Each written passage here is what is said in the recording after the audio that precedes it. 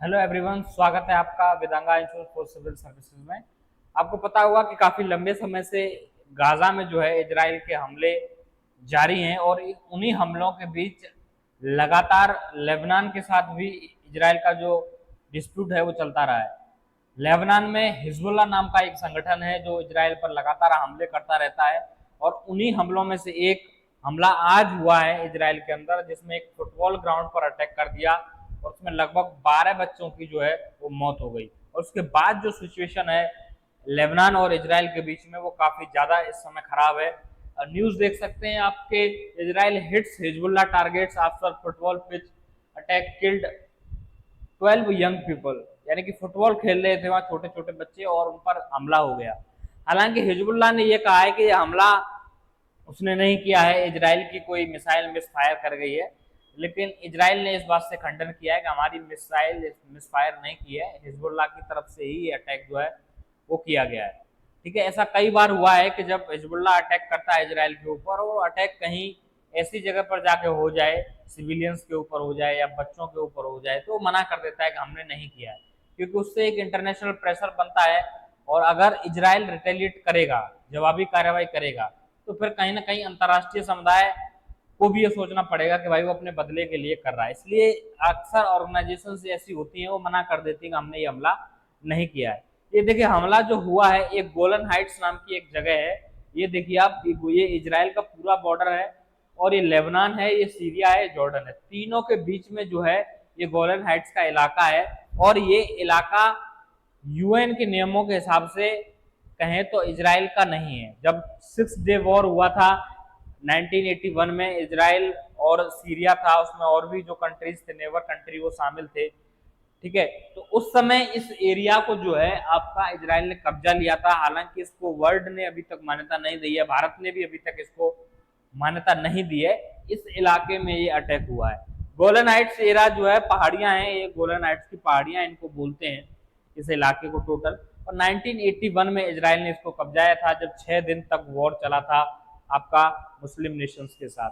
अब इसको लेके प्रॉब्लम ये आई है कि देखिए, अभी हाल ही में आपको पता होगा कि जो इजराइल के जो प्रधानमंत्री हैं वो अमेरिका गए और अमेरिका में बातचीत हुई वॉर को लेकर, और एक दो बार इनकी विजिट कैंसिल भी हो चुकी है। अमेरिका से नाराज होकर इन्होंने कई बार अपनी यात्रा रद्द कर दी है, लेकिन इस बार ये फाइनली गए। और ऐसा बताया जा रहा है कि कहीं ना कहीं इंटरनली जो अमेरिकन अधिकारी हैं, अमेरिका की जो सरकार है, उसने इजराइल को ये बोल दिया है कि अगर आप चाहें तो आप लेबनान में जो संगठन है हिजबुल्लाह, उसको खत्म करने के लिए कार्रवाई कर सकते हैं। हालांकि ऑफिशियली ऐसा कोई स्टेटमेंट नहीं दिया है। ऑफिशियली तो उन्होंने यही बोला है कि नहीं, ये थोड़ा शांति बनाए रखिए, लोगों तक आप खाने पीने की चीजें पहुंचने दीजिए, वो सब बयान अलग है। लेकिन इंटरनल सोर्सेज से पता चला है कि यूएस का समर्थन कहीं ना कहीं यहाँ मिल गया है। और डोनाल्ड ट्रंप ने भी डोनाल्ड ट्रंप ने भी कल अपनी एक रैली में कहा था कि इजराइल और अरब जो देश हैं, उसमें खासकर लेबनान के अटैक होने के बाद, जो हिजबुल्लाह वहां अटैक कर रहा है, उसके बाद जो अरब और इजराइल है उसके बीच में लगभग थर्ड वॉर जैसी सिचुएशन जो है वो संपन्न है। और थर्ड वॉर, वर्ल्ड वॉर अगर हम इसे कहें फ्यूचर में आके, तो उसमें कोई आपत्ति नहीं होगी। एक अपनी पॉलिटिकल रैली को संबोधित कर रहे थे, वहां चुनाव है इजराइल, वहां सॉरी अमेरिका के अंदर, आपको पता होगा। तो उस रैली को संबोधित करते हुए इन्होंने कहा कि थर्ड वर्ल्ड वॉर की तरफ जो है वो धीरे धीरे जा रहे हैं, और लेबनान पर अगर इजराइल अटैक कर देता है तो ये और सिचुएशन बिगड़ेगी और हो सकता है कि ये वॉर और ज्यादा डेंजरस हो जाए।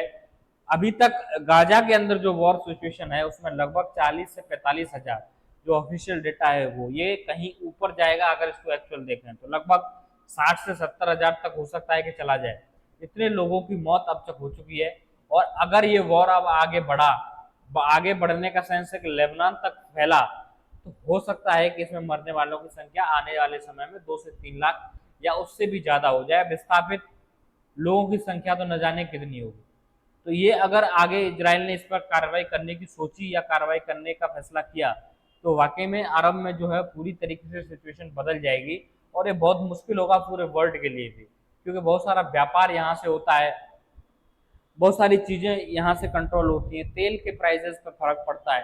तो वॉर से कहीं ना कहीं महंगाई तो पूरे विश्व में बढ़ती है, इकोनॉमी तो प्रभावित होती है, लेकिन जो वहाँ आम लोग रह रहे हैं उनके लिए भी बहुत बड़ी समस्या हो जाएगी।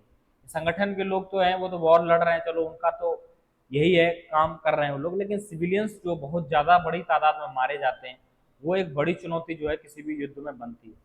हिजबुल्लाह की हरकतें फिलहाल तो ऐसी हैं कि वो इजराइल को लगातार उकसा रहा है कि वो हमला करे, और ऐसा लग रहा है कि आने वाले एक दो दिन के अंदर या एक सप्ताह दो सप्ताह के अंदर आप देखेंगे कि फाइनल डिसीजन जो है वो ले लेगा इजराइल उस पर अटैक करने का। हालांकि अभी भी अटैक हो रहे हैं, ऐसा नहीं है कि इजराइल रिटेलिएट नहीं कर रहा है, इजराइल की तरफ से कार्रवाई नहीं की जा रही, बिल्कुल की जा रही है, लेकिन अभी ऑफिशियली वॉर डिक्लेयर नहीं किया है। जिस तरीके से गाजा पर हमले का उन्होंने ऑफिशियली डिक्लेयर किया था कि हम पूरी तरीके से सेना यहाँ भेज रहे हैं और इसमें घुस के हम जो है वो हमास को खत्म करेंगे, ऐसा कोई अभी तक कार्रवाई हिजबुल्लाह के अगेंस्ट नहीं की गई, क्योंकि हिजबुल्लाह को बहुत ज्यादा वेपन्स आपके ईरान से मिलते हैं और भी कई नेशन उसको जो है तुर्की वगैरह अपने हथियार देते हैं, तो उसके पास हथियारों की जो संख्या है वो हमास से कहीं ज्यादा है, हमास से कहीं स्ट्रांग है हिजबुल्लाह।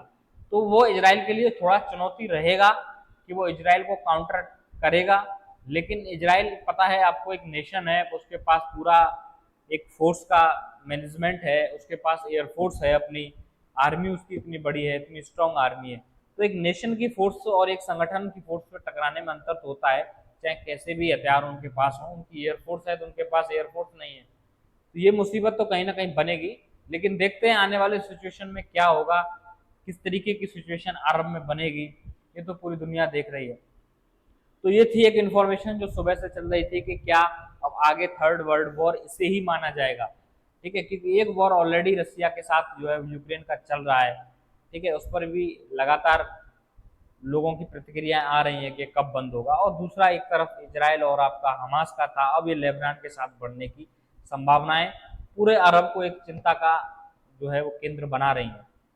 तो आज की वीडियो में बस इतना ही रहेगा, फिर मिलेंगे आपसे एक अगली वीडियो में, तब तक के लिए नमस्कार।